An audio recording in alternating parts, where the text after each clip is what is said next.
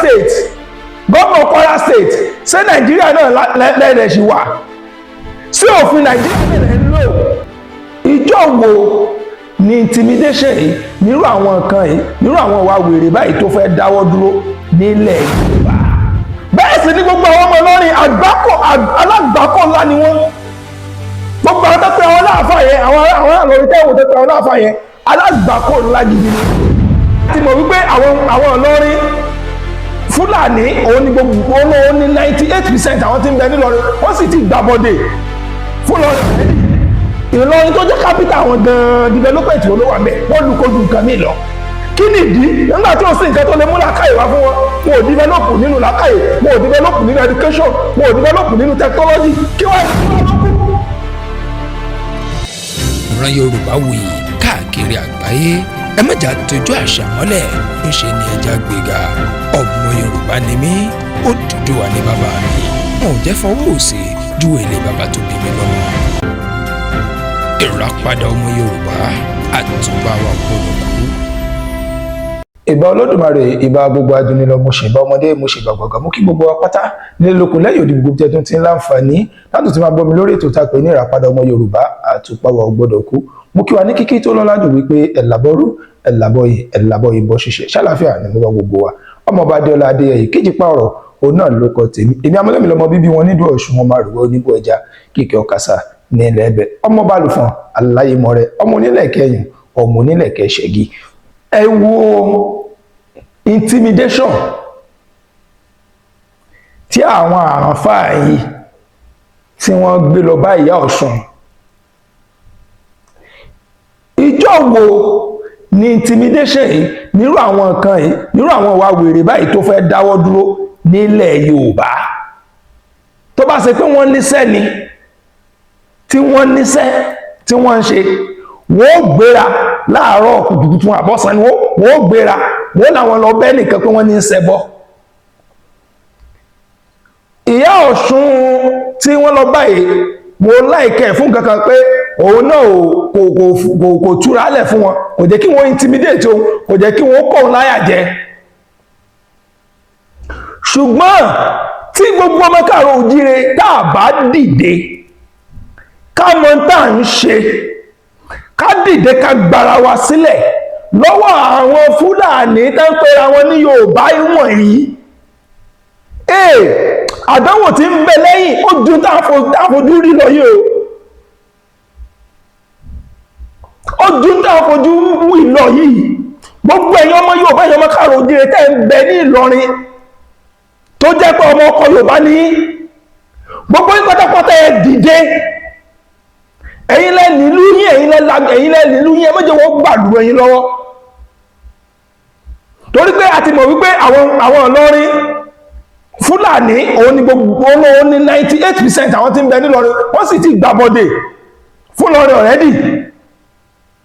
ìtàn wá ṣe nílọrin yẹn òun náà ni wọ́n fẹ́ mọ́ gbé káàkiri gbogbo ilẹ̀ Yorùbá irú rẹ̀ làwọn ò ní gbà làwọn pariwo pé ànígbà fún yín láti ṣe irú ẹ̀ àní ìran Yorùbá ò ní dì mérí wọ́n ti gbà lọ́rin dọ̀là ní ìsìn Fúlàní ní rúùlù nílọrin Fúlàní ní ìjọba léwọ lórí nílọrin òní ìdí nìyẹn tó fi jẹ ẹ́mí àwọn òfin ní ọba nílọrin mọ́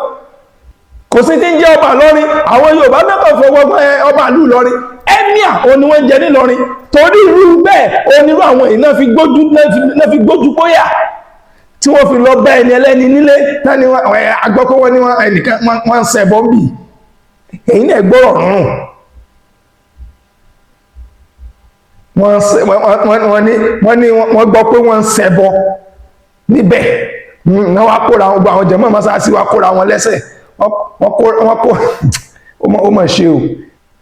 aláàlọ́ rẹ̀ yín ní sẹ́kẹ̀ lọ́mọ ìjà fún wọn àbí a ń sọ ilé yìí láti pera wa sákèèsí díẹ̀ lókù ẹ̀yin Ìlọrin díẹ̀ lókù ẹfẹ́ ẹ̀tẹ́tẹ́ pátápátá gọ́vnọ̀ Kwara State ṣé Nàìjíríà náà lẹ́rẹ̀ ṣì wà sí òfin Nàìjíríà náà lẹ́ ń lò state government Kwara State sí òfin Nàìjíríà lẹ́ ń lò tó fi jẹ́ wípé àwọn kan mọ̀ intimidate àwọn kan láti má ṣe nǹkan tí ọkàn tí wọ́n fẹ́, láti má ṣe nǹkan, láti lè má kọ́mọ́ lè ṣe, kọ́mọ́ lè rìn, kọ́mọ́ lè ṣe tí wọ́n fẹ́. A sì ní freedom of speech wà Nàìjíríà, wọ́n ní freedom of religion wà, wọ́n ní freedom of work wà. Ẹnìkan wá ń wò pé tó ń nígbàgbọ́ nínú ẹ̀, òun náà ní kó wọ́n bá àwọn babalábá ń sọ̀rọ̀, àwọn ìyá tí wọ́n ṣe àwọn ẹlẹ̀ káwọn ọmọ bá wọn sọ̀rọ̀ pé ìṣẹ̀ṣe ló ń nígbàgbọ́ nínú ẹ̀. Àwọn kan sì dìde, wọ́n sì lọbẹ̀ lọ intimidate ẹ̀, wọ́n sì lọbẹ̀ láti sọ pé kó stop nǹkan yẹn, kó pa nǹkan yẹn rẹ́. Èyí state government sì ń bà kí wọ́n. A sì láwà Nàìjíríà, wẹ́ kò lè dùn mí, àti gọ́ọ̀mẹ̀ntì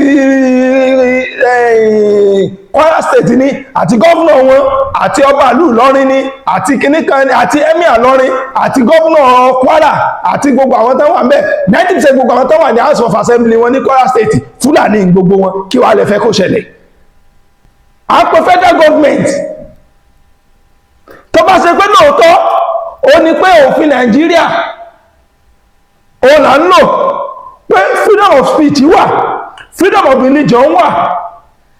kálukú ló nígbàgbọ́ tó nígbàgbọ́ nú, bó bá jẹ́ pé bẹ́ẹ̀ ló wà. Fẹ́ kí àwọn kan máa intimidate àwọn ọmọ Yorùbá nílùú Ìlọrin mọ́. Bẹ́ẹ̀ sì ní gbogbo àwọn ọmọ Ìlọrin alágbàkọ ńlá ni wọ́n. Gbogbo àwọn tó pe àwọn láàfà yẹn, àwọn àlọ́rin tẹ́wọ̀n tó pe àwọn láàfà yẹn, alágbàkọ ńlá gidi ni wọ́n. Ìtí wọ́n ṣe ní abẹ́lé ó kọjá bẹ́ẹ̀. Ṣébọ́ náà lọ kọ́rí ẹ̀ náà kárí èèyàn mọ́ lọ́wọ́ káàkiri náà káyí tẹ̀ rẹ̀ fún àwọn ọmọ ọlọ́mọ yìí. Gbogbo àgbákò tó wà nílẹ̀ Yorùbá lọ́wọ́ àwọn àfáà lórí ìlú Ìlọrin ló ti wá. Gbogbo àgbákò tẹ̀ bá pàdé láàrin àwọn Yorùbá tẹ́pẹ́ àwọn onímùsùlùmí, àwọn àfáà ilẹ̀ Yorùbá láti ìlú Ìlọrin là gbogbo àgbákò náà ti wá. Ẹ jẹ́ ká mọ̀ dáhùn ṣe gbogbo ẹ̀yin Ìlọrin pátápátá, gbogbo ẹ̀yin ọmọ Yorùbá tẹ́ mọ̀ pé ọmọ Yorùbá ní. Ẹ má jẹ́ ká ẹnìkankan intimidate yín. Gbogbo yín ẹ kóra jọ, ẹ dìde, ẹ kọ lẹ́tà sí state government yín, ẹ dìde, gbogbo yín ẹ kóra yín jọ, ẹ lọ sí House of Assembly yín, ẹ lọ fẹ̀hónú yín hàn. Ẹ jẹ́ ká mọ̀ wípé tí wọ́n ń ṣe fún yín ò tẹ́ yín lọ́rùn. Tó bá jẹ́ pé lóòótọ́ ẹ fẹ́ gbára yín kalẹ̀, gbogbo ẹ̀yin tẹ́ jẹ́ ọmọ ọkọ Yorùbá tẹ́ ń bẹ nílùú Ìlọrin,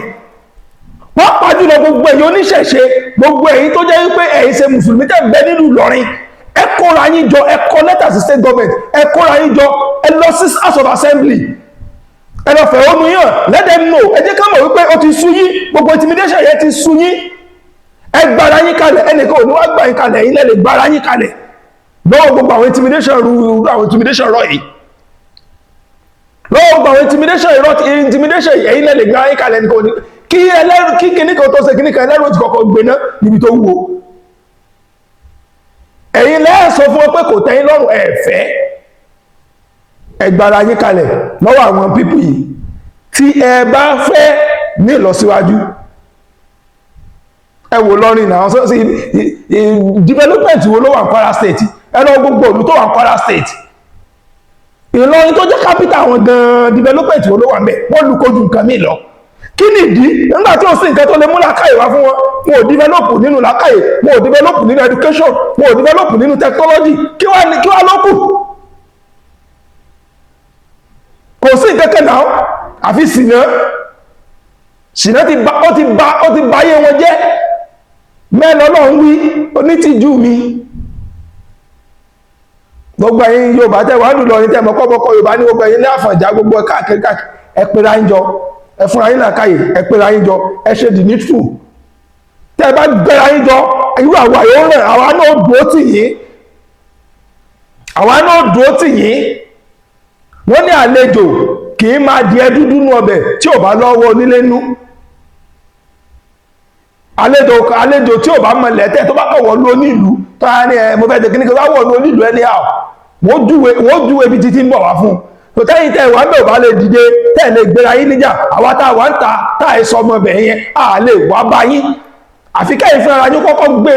gbéra yín níjà kẹ́kọ́kọ́ dìde ìgbà náà làwa náà wà rí pé òkè ẹ ṣe tán àwa náà wà dìde àwa rẹ̀ lọ́wọ́ títí gbà mí tẹ́tún láǹfààní àti pàdé mi lórí ètò tá a pè ní ìràpadà ọmọ Yorùbá ọmọ Bàdé Ọládé yìí Kijipa ọ̀rọ̀ olóko tèmi èmi ò ní kú ẹ̀yin ò ní kú ó dìgbà kan náà. ìràpadà ọmọ Yorùbá àtúbà wa kúrò.